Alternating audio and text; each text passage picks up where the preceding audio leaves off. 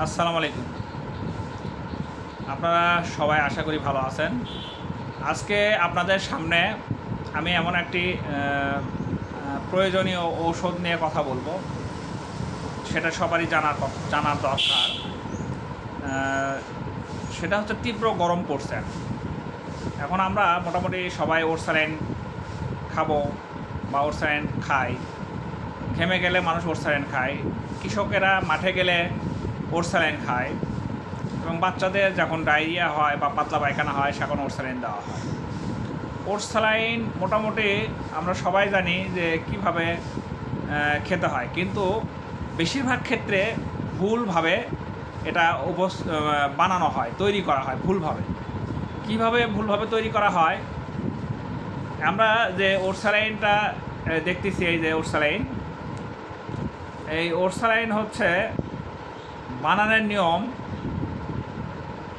আধা লিটার পানিতে এই এক প্যাকেট, আধা লিটার মানে 500 মিলিলিটার পানিতে এক প্যাকেট। কিন্তু অনেকে আছে যারা এই যে শ্রমজীবী মানুষ, রিক্সা ভ্যান চালায় বা হয়তো ধান কাটে, তাদের হয়তো পানি পিপাসা লাগে, তারা করে কি হাফ লিটার পানির মধ্যে 2 প্যাকেট দেয়, যেটা করা যাবে না।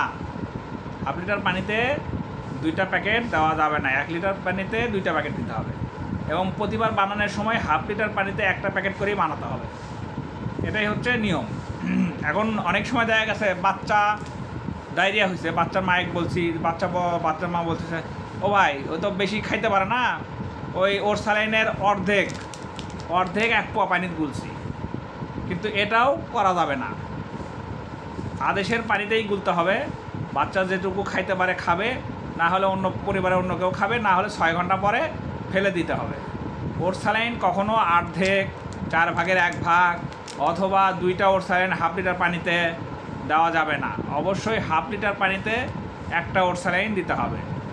ঠান্ডা পানি, একদম ফ্রিজের পানি, এবং হচ্ছে ঠান্ডার দিনত গরম পানি, এটাতেও ওরসালাইন গোলা যাবে না। স্বাভাবিক টিউবওয়েলের পানিতে আধা লিটার পানিতে একটি ওরসালাইন গুলতে হবে, না হলে হিতে বিপরীত হবে, মানে লাভ তো হবেই না, আরও লস হবে।